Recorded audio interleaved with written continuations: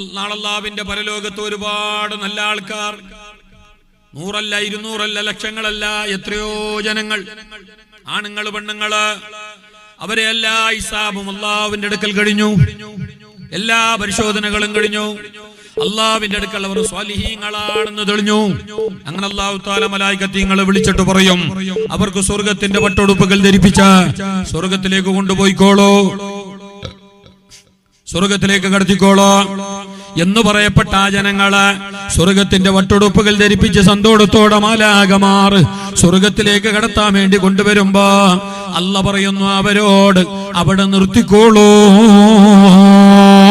സ്വർഗത്തിന്റെ ഉമ്മറപ്പടിയില പരിശുദ്ധമായ പരിപാവനമായ വിശാലമായ അവർണ്ണനീയമായ സുഖലോക സ്വർഗത്തിന്റെ പടിവാതിൽക്കൽ അവർ നിൽക്കുകയാണ്. അവിടെ പെൻഡിങ് ആവുകയാണ്. അകത്തേക്ക് അനുമതിയില്ല. സ്വർഗത്തിലേക്ക് അകത്തേക്ക് കടക്കാൻ പ്രവേശന അനുമതി ലഭിച്ചിട്ടില്ല. സ്വർഗത്തിന്റെ ഭൂമുറ്റത്ത്, സ്വർഗലോക സ്വർഗത്തിന്റെ തിരുമുറ്റത്ത് ആ പടിവാതിൽക്കൽ അവിടെ നിൽക്കുകയാണ് എത്രയോ ജനങ്ങള്, എത്രയോ നല്ലവരായ വിശ്വാസികള് സ്വർഗത്തിലേക്ക് കടക്കേണ്ടവരായിരുന്നു. പക്ഷേ അവിടെ തന്നെ ഇങ്ങനെ നിൽക്കുകയാണ്. അതിന്റെ ശേഷം അപ്പുറത്തുകൂടി കുറെ ആൾക്കാർ വരുന്നു, സ്വർഗത്തിലേക്ക് കടന്നു പോകുന്നു. പിന്നെയും ആൾക്കാർ വരുന്നു, സ്വർഗത്തിലേക്ക് കടക്കുന്നു, അകത്ത് കടക്കുന്നു, സ്വർഗത്തിലേക്ക് ചേരുന്നു. ഇവരാണെങ്കിൽ നേരത്തെ വന്നവരാണ്. നേരത്തെ എന്ന് പറഞ്ഞാൽ അരമണിക്കൂർ മുമ്പല്ല, 1 മണിക്കൂർ മുമ്പല്ല, എത്രയോ ആയിരക്കണക്കിന് വർഷങ്ങളായി ആ നിൽപ്പ് അവിടെ നിൽക്കാൻ തുടങ്ങിയിട്ട് സുഖലോക സ്വർഗത്തിലേക്ക് വിധിക്കപ്പെട്ടിട്ട് പോലും സ്വർഗത്തിന്റെ അകത്തേക്ക് പ്രവേശന അനുമതി ലഭിക്കാതെ സ്വർഗത്തിന്റെ ഭൂമുറ്റത്തതാ നിൽക്കാൻ വേണ്ടിയിട്ടാണ് അവർക്കുള്ള യോഗം. അകത്തേക്ക് പ്രവേശനമില്ല. ആ നിൽപ്പ് എത്രയോ ആയിരക്കണക്കിന് വർഷങ്ങളായി അതങ്ങനെ തുടരുന്നു. അതിന്റെ ഇടയിലാണ് എത്രയോ മനുഷ്യന്മാർ സ്വർഗത്തിലേക്ക് കടന്നു പോകുന്നത്. അവർക്ക് നിൽക്കേണ്ടി വരുന്നില്ല. 1 മിനിറ്റ് പോലും അവരോട് അവിടെ നിൽക്കണമെന്നുള്ള പറയുന്നില്ല. അവർ അങ്ങനെ കടന്നു പോകുമ്പോ ഈ നേരത്തെ നിൽക്കുന്ന ഞങ്ങളെ പോലത്തെ ചില മനുഷ്യന്മാർ, നല്ലവരായ സ്വർഗത്തിന്റെ ഹലികാരായി വിധിക്കപ്പെട്ട ആൾക്കാർ പടച്ച റബ്ബിനോട് ചോദിക്കുന്നൊരു ചോദ്യമുണ്ട്, ഞങ്ങൾ എന്തേ ഇവിടെ പെൻഡിങ് ആയി, ഞങ്ങളെന്തേ ഇവിടെ ബാക്കിയായി, ഞങ്ങളെ ഹിസാബ് കഴിഞ്ഞല്ലോ, ഞങ്ങളെ എല്ലാ പരിശോധനകളും കഴിഞ്ഞല്ലോ, നീ ഞങ്ങൾക്ക് സ്വർഗത്തിലേക്ക് പിന്നെ പാസ് തന്നിട്ട് പോലും പ്രവേശന അനുമതി ലഭിച്ചില്ല. ഞങ്ങൾ ഇവിടെ നിൽക്കുന്ന ഈ നിൽപ്പ് കുറയായല്ല, എന്തുകൊണ്ട് ഞങ്ങൾ എന്തേ വൈകുന്നു, ഞങ്ങൾ എന്തേ ലേറ്റാവുന്നു എന്ന് ചോദിക്കുമ്പോ പടച്ച റബ്ബ് ആ നല്ല മനുഷ്യന്മാരോട്, സ്വർഗത്തിലേക്ക് കടക്കാൻ വേണ്ടി വിധിക്കപ്പെട്ട നല്ല മനുഷ്യന്മാരോട്, കാലങ്ങളായി കാത്തു നിൽക്കുന്ന സ്വർഗത്തിന്റെ പൂമുഖവാതിൽക്കൽ നിൽക്കുന്ന ആ നല്ല ആൾക്കാരോട് അല്ലാഹ് പറയുന്നൊരു മറുപടിയുണ്ട്. എന്റെ ഊജമ്പാടിയിലുള്ള നല്ലവരായ ആണുങ്ങൾ കേൾക്കണോ, ഉമ്മ പെങ്ങന്മാർ കേട്ടോ, അല്ലാഹ് അവരോട് പറയുന്ന മറുപടി എന്തറിയാ, മനുഷ്യരേ നിങ്ങളെ എപ്പോഴേ സ്വർഗത്തിൽ കടക്കേണ്ടവരായിരുന്നു. നിങ്ങളെ ഹിസാബ് കഴിഞ്ഞിട്ടുണ്ട്, നിരീക്ഷണ പരീക്ഷണങ്ങൾ കഴിഞ്ഞിട്ടുണ്ട്, പരിശോധന കഴിഞ്ഞിട്ടുണ്ട്, നിങ്ങൾ എല്ലാം കൊണ്ട് എനിക്ക് പൊരുത്തപ്പെട്ടവർ തന്നെയാണ്. എന്നാലും നിങ്ങൾ സ്വർഗത്തിലേക്ക് കടക്കാതെ കണ്ട് ഇവിടെ നിർത്തപ്പെടാൻ കാരണോ, നിങ്ങൾ വൈകിപ്പോകാൻ കാരണോ, നിങ്ങൾ കടക്കുന്നത് ലേറ്റാവാൻ കാരണം, നിങ്ങളെ കടക്കുന്നത് ലേറ്റാവാൻ കാരണം എന്റെ ദുനിയാവില് എല്ലാ നല്ല കാര്യങ്ങളിലും നിങ്ങൾ ബാക്കായിരുന്നു, ലേറ്റായിരുന്നു. അതുകൊണ്ട് ഇവിടെയും നിങ്ങൾ ലേറ്റാണ്. ധൃതി വേണ്ട. ജുമാക്ക് വരുമ്പോ 11:58 12:58 കാത്തിരുന്നിട്ടില്ലേ? കുറച്ചെങ്കിലും ബാങ്ക് പോകണമെന്ന് പറഞ്ഞിട്ട് ഞങ്ങൾക്ക് ആർക്കും തോന്നിയിട്ടില്ലല്ലോ. പിന്നെ സ്വർഗത്തിലേക്ക് ബാങ്ക് കയറണമെന്നെന്ത് വാലിന്റെ അവിടെ തുടങ്ങിയിട്ടാട്ട് എന്ന് പറഞ്ഞിട്ടല്ലേ ഞങ്ങൾ കാത്തിരുന്ന്.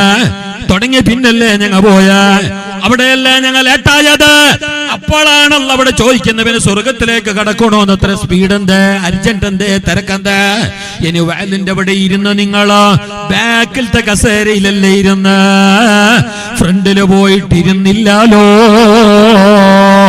എങ്ങനെങ്കിലും കേട്ടെങ്ങ് മതിയല്ല, എങ്ങനെങ്കിലും ഇരുന്നെങ്ങ് മതിയല്ല, എങ്ങനെങ്കിലും സംഗതി നടന്നെങ്ങ് മതിയല്ല എന്ന് ചിന്തിച്ചതുകൊണ്ട് ഇവിടെയും നിങ്ങൾക്ക് എന്തേ തിരക്ക? പോണോന്നെന്തേ അർജന്റ് എന്തേ തിരക്കെന്താ? ഒരിത്തിരി നിന്നോളൂ. അപ്പോഴാണ് അവർക്ക് കാര്യം ബോധ്യമാകുന്നത്. പടച്ച റബ്ബിനോട് അവർ പറയുന്നു, അല്ലാഹ് ഞങ്ങളെ ഭാഗത്തുനിന്ന് വന്ന ഏറ്റവും വലിയ വീഴ്ചയാണ്, ഗുരുതരമായ തെറ്റാണ്, ആവർത്തിക്കാൻ ഇനി അവസരമില്ല.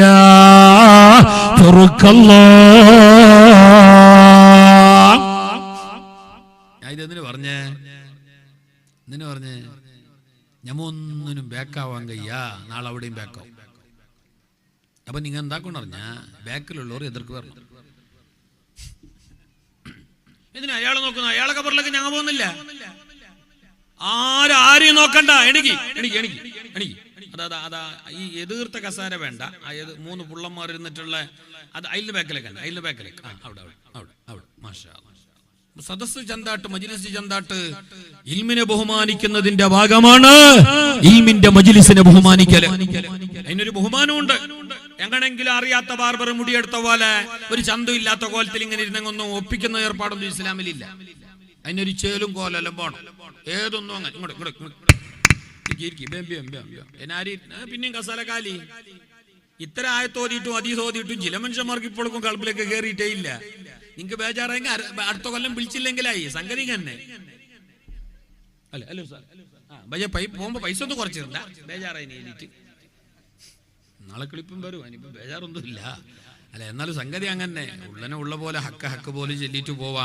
ഞമ്മ ചെല്ലുന്നത് ആർക്ക് ബേജാറാണ്, ആർക്ക് പിടിക്കുന്നു, ആർക്ക് ഇഷ്ടപ്പെടുന്നു ഒന്നും ഞമ്മ നോക്കേണ്ട ആവശ്യമില്ല. ഞങ്ങൾ പറയുന്നത് അള്ളാഹ്ക്കെതിരായില്ലെങ്കിൽ മതി. ഞങ്ങൾ പറയുന്നത് അള്ളാന്റെ റസൂലിന് എതിരായില്ലെങ്കിൽ മതി. പറയുന്നത് എനിക്കും പിന്നീട് കേൾക്കുന്നവർക്കും ഉപകാരപ്പെടുകയും വേണം. അല്ലാഹു തആല ഈ മജ്ലിസിന്റെ ബർക്കത്തോടെ അതിന് തൗഫീഖ് നൽകട്ടെ. അൽഹംദുലില്ലാഹ്. നല്ല മജ്ലിസ്. ഇതാണ് ഈമാന്, ഇതാണ് ആദരവ്, ഇതാണ് ബഹുമാന, ഇതാണ് ഈമാന്, ഇതാണ് സംസ്കാരം, ഇതാണ് ഒരു മനുഷ്യൻ അല്ലാഹു കൊടുക്കുന്ന ഏറ്റവും വലിയ തൗഫീഖ്. അല്ലാതെ ഞങ്ങൾ ഒന്നിലും ബാക്കിരിക്കാൻ പാടില്ല. ഞാൻ നിങ്ങളോട് ചോദിക്കട്ടെ, ഇതേ ഈ ഗ്രൗണ്ടിൽ ഇപ്പൊ ഈ സമയത്ത് ഒരു ഡേ നൈറ്റ് മാച്ചാ, ഒരു ഫെഡ് ലൈറ്റ് മാച്ചാ മുറ്റും വെച്ചിനെങ്കിൽ ഞാൻ മേട്ടിരിക്കട്ടെ, അതിന് ബാക്കിൽ നോക്കട്ടെ, എല്ലാരും ഈടുണ്ടേ. ഞങ്ങൾ വേണമെങ്കിൽ ആയിരിക്കണേ ആസിം ഉസ്താദും ഫൈസ് ഉസ്താദും അല്ലേ?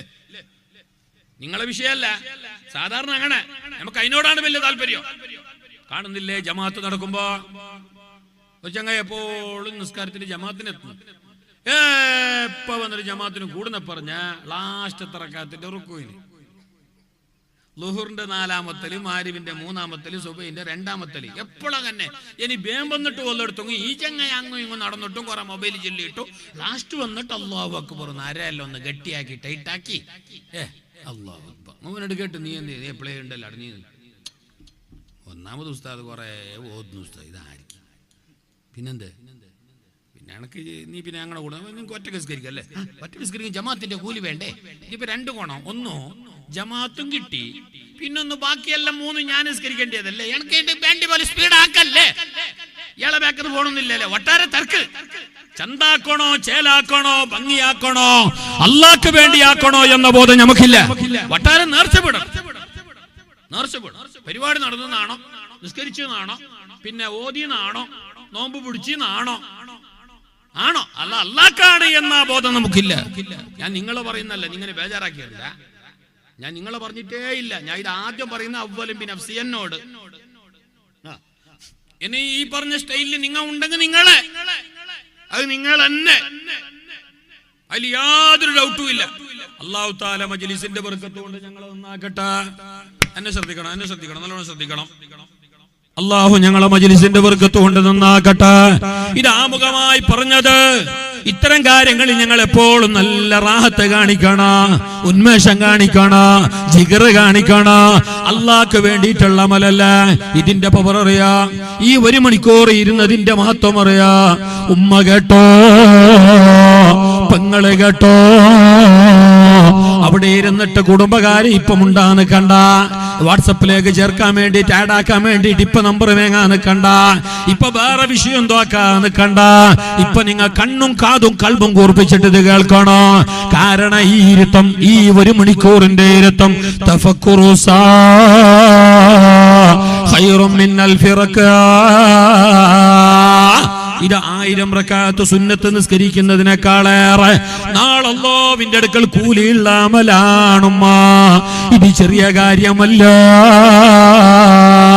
ഞങ്ങനെ കാലൊരു SKSF സംഘടിപ്പിച്ച അനുസ്മരണ പരിപാടി എന്ന് പറഞ്ഞിട്ട് സിമ്പിളാക്കുന്നെങ്കിലും അല്ലാഹുവിന്റെ അടുക്കൽ ഇത് ചെറിയ പരിപാടിയല്ല. ഇത് 1000 റക്അത്ത് സുന്നത്ത് നിസ്കരിക്കുന്നതിനേക്കാളേറെ. എത്ര 1000 റക്അത്തിൽ എത്ര സുജൂദുണ്ട്? 2000 അല്ലേ?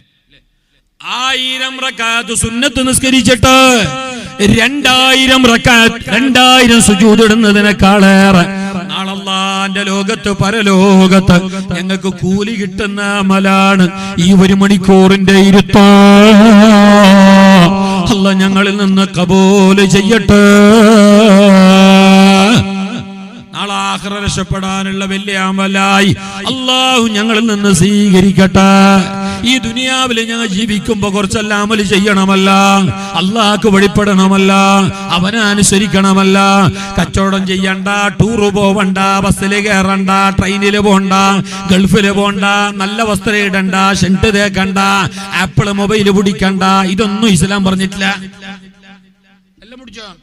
ആപ്പിൾ അല്ല, നീ പൈനാപ്പിൾ മൊബൈൽ എന്നെ പിടിച്ചോ? വേണ്ട ഒന്നും പറയില്ല. കച്ചവടാക്ക്, എല്ലാക്ക്.